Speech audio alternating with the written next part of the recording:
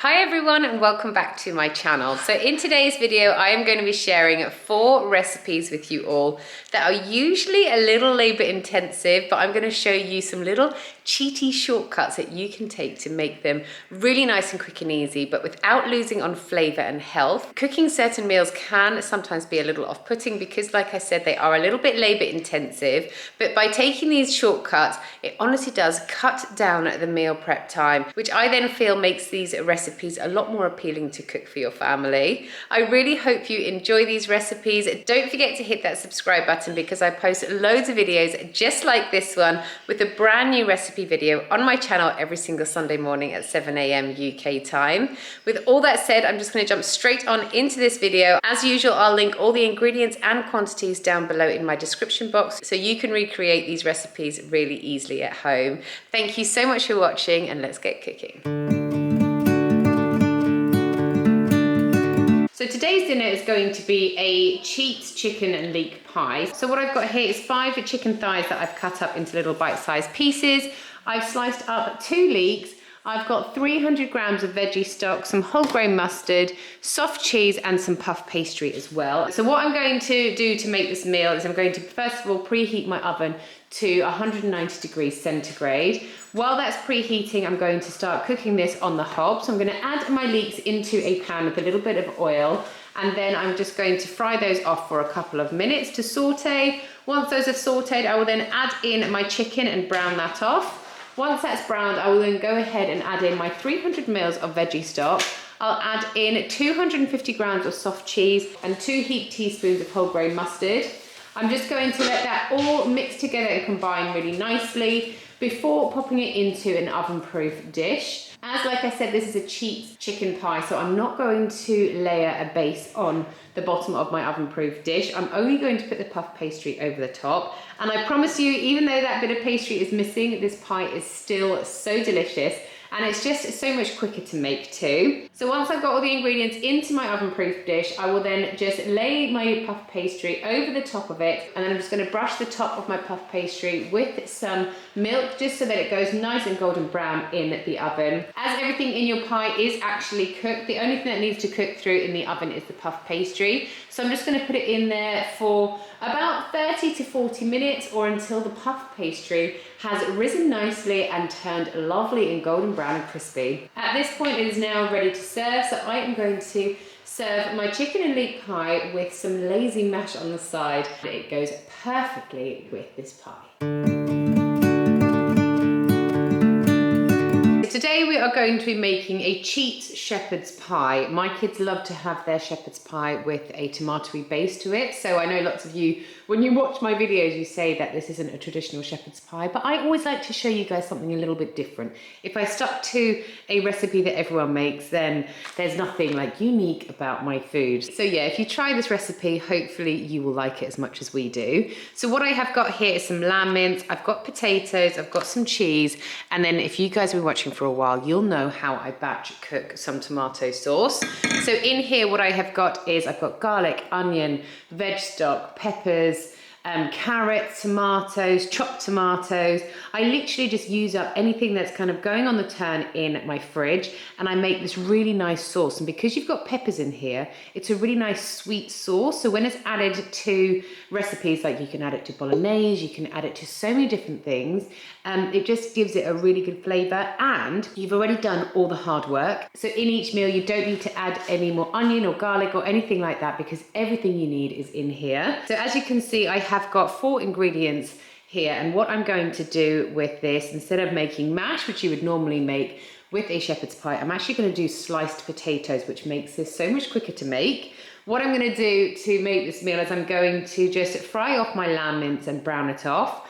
Once it's nicely browned, I'll then add in about 2 or 3 ladles of my tomato sauce and just let that simmer away for a good few minutes. I will add a bit of salt and pepper if it needs it. After that simmered away for a little while, I'm then ready to start constructing my shepherd's pie. So I'll put the mincemeat down in an oven-proof dish, and then I'm going to slice my potatoes into about 5mm thick slices before laying them down on top of my mince. Once I've made a nice layer of potatoes on top of my mince, I will then just Cover this with some grated cheese before popping it into the oven on 200 degrees centigrade for 45 minutes to make sure my potatoes have cooked all the way through. And then it is ready to serve, and we love to have this with some peas on the side. So tonight we're going to be making a cheats lasagna. So how we are cheating here is two different ways. One is because I've already made up my sauce like I showed you in the recipe just before here. This, like I said, has got onions, garlic, peppers, carrots, everything in here to make it really nice and healthy and so flavoursome. And because it's got the peppers, it's really nice and sweet. So I'll use that as my tomato base for the mince. And then instead of me making a white sauce up from scratch, which I do find is a little bit like labour intensive, I am instead going to mix a 50-50 ratio of creme fraiche with soft cheese. So what I have got here is some beef mince. I've got my homemade tomato sauce.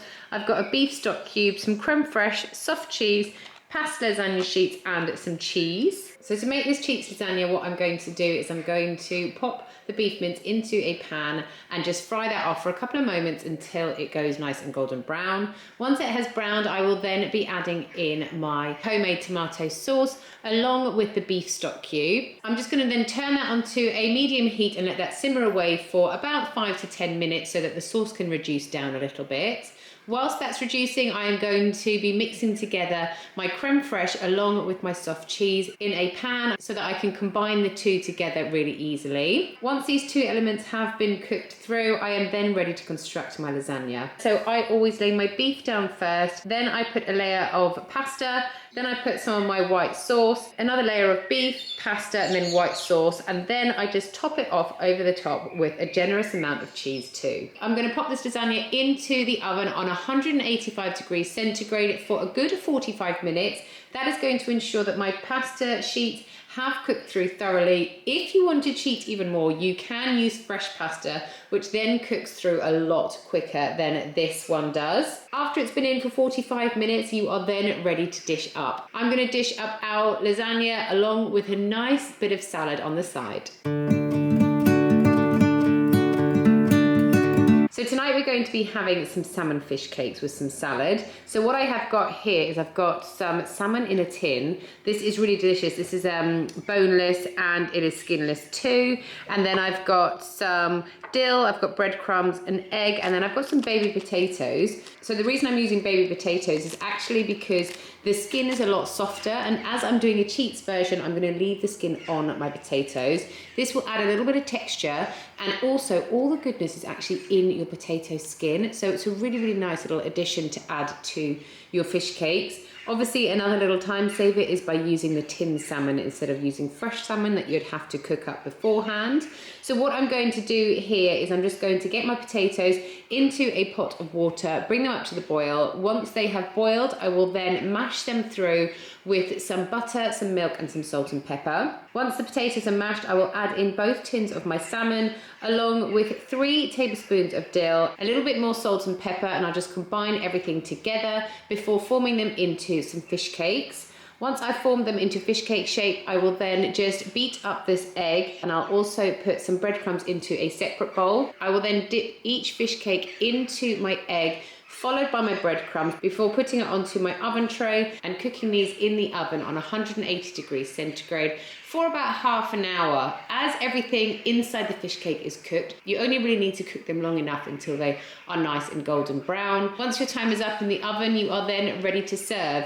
Like I said, we are going to be having this with some salad, so I will just have some lettuce and salad, and the boys will just have some cucumber and peppers cut up on the side. So that's the end of my 4 recipes. I really hope you enjoyed this video and found it useful. Thanks as always for watching, and I'll see you guys again next time. Bye!